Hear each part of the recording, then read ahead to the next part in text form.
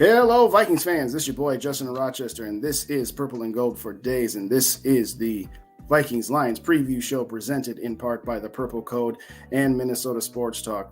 The vastly overrated and fraudulent 10-2 underdog by 2.5 points Minnesota Vikings in less than 24 hours will take on the miraculously favored 5-7 Detroit Lions. I don't know how the Vikings are going to possibly win this game. I mean, they're just terrible, and the Lions are just the greatest thing since sliced bread.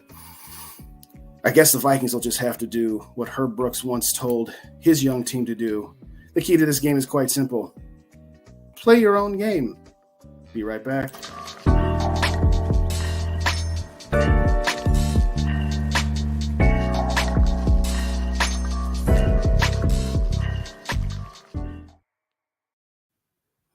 Before we get started, because this is a production of the Purple Code, got to give thanks to our sponsors here, and that is Rinaldi's Pizza and Pasta in Woodbury, and they're on Wood Lane Drive, right off the intersection of I-494 and Valley Creek Road.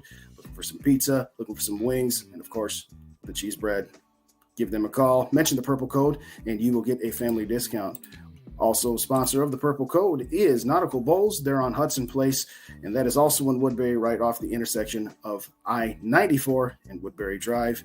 And this is a co-production, so of course, got to give some thanks to my boy Dave at Minnesota Sports Talk. Please like, comment, and subscribe on Purple and Gold for Days, Minnesota Sports Talk, and the Purple Code.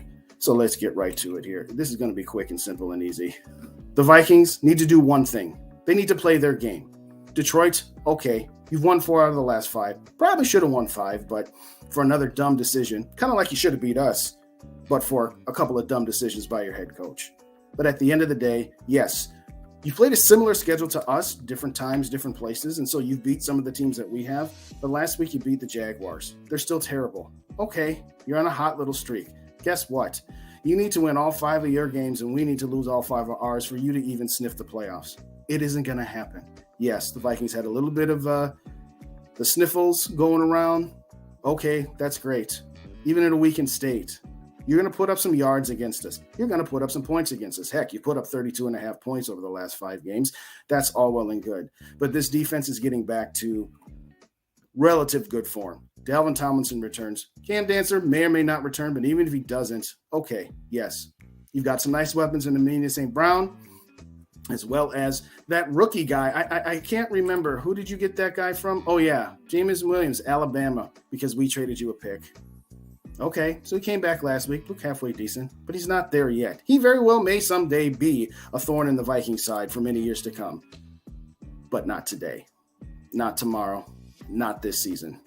I'll say this. The Lions are going to put up points. The notion that our defense is going to shut anybody out is preposterous. But having said all that, Jared Goff, solid quarterback, a little bit of a resurgence, kind of like some years where we've had Kirktober, and then what happens? December rolls around and, okay, games get tougher. Listen. The Lions are going to want to play spoiler for the Vikings.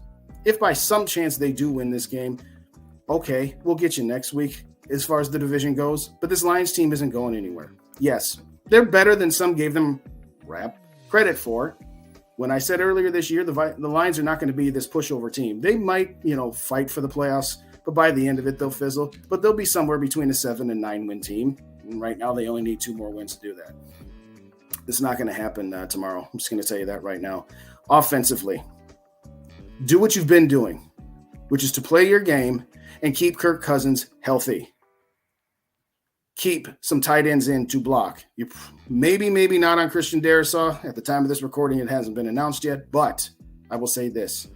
Do what you've been doing, which is keeping some guys in. I know we like to send 3-4 guys out in the pattern, but you're going to need to make sure that you keep a couple of backs in to chip and some tight ends to chip, to keep Kirk Cousins healthy. He took way too many hits last week.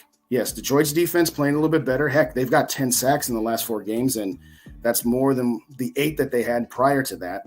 But at the end of it, for me, realistically, you just need to be able to control the line of scrimmage on offense. You do that, everything else will fall into place. I said on my previous video, let's get Jalen Reagor a few more snaps, get him a couple of touches a game. Let's start there. Get Jalen Reagor on the field. Again, I'm not saying he should be the 3rd wide receiver and that KJ should be relegated to 1 or 2 snaps a game.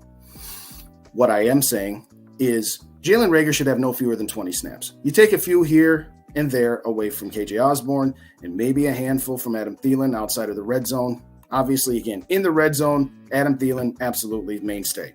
But outside of the red zone, why don't you give him a couple plays off? Let's let Jalen Reagor do some things down the middle of the field. At any rate, the point I'm making here is put him in and even fake some jet sweeps to him. Do something. Utilize an asset that you spent some draft capital on and haven't fully realized his potential, because they won't be expecting it. He's usually on the field 2 or 3 times a game. Get him more involved. Key to the game, though, is going to be Dalvin Cook and Alexander Mattison. At the end of the day, Cook always cooks against the Detroit Lions. The Detroit Lions are really not all that stout defensively. I mean, listen, their defense is just as bad as ours. So everybody want to talk about how Detroit's going to go up and down the field against the Vikings defense, and there probably will be some of that. But like, our offense can't do the same thing to theirs. Bottom line is this. Keep Kirk Cousins upright. Open some holes for Dalvin Cook. It really is that simple. There is not that much in-depth analysis that needs to be done on this game. This game is going to be simply this. Which offense scores more? Which defense comes up with a big play here or there? I'm going to take my chances on it being the Vikings defense. Why? Well, let's see. That's what they've done all year. It's what they've been criticized for doing all year is, well, they're winning a whole bunch of close games. Isn't it amazing to you how the Buffalo Bills by the national media will be talked about? Well, they need to be better in these close games. They're blowing people out here and there, but they need to be better in close games. Yet when it's the Vikings that does that, game in, game out, week in and week out, but for the Philly and Dallas games, they get criticized and they get labeled as frauds. Well, you know what? We'll just keep being frauds. We like the role of being frauds. Just keep doubting us. And then we'll see where the chips lie come January. But for right now, Vikings win this game 38-28.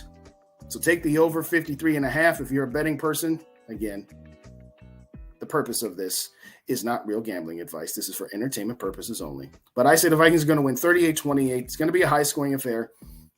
Vikings will probably score first drive or two, go to sleep for a quarter, and then turn it on in the second half, because that's what they always do. Bottom line is this. You got the division on the line. You've got to wrap up the 2 seed, and you got to keep hope for that 1 seed.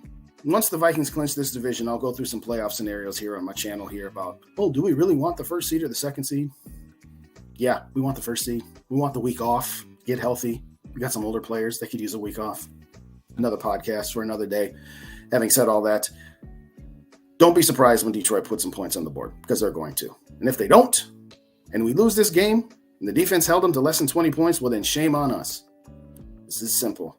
Kirk Cousins always does well in Detroit. It's his hometown, home state anyway. Yeah, I like our chances.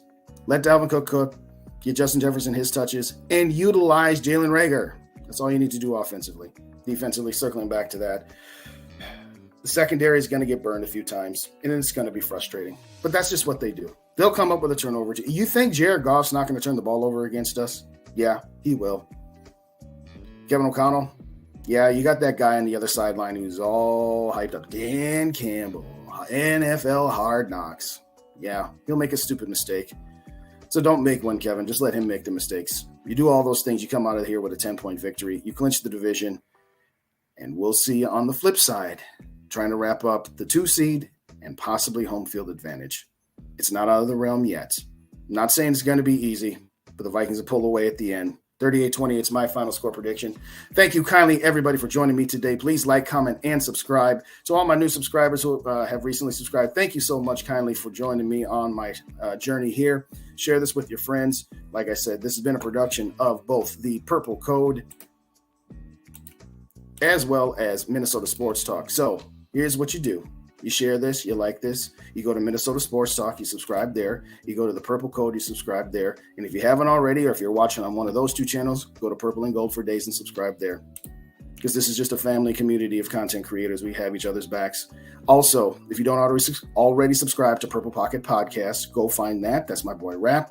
He runs a little community page where you just put in your score prediction, and if you win it, he's got a little cash for you. No entry fees, no nothing. All you do is put the final score in there, who wins, who loses, and what the point total is, and you win.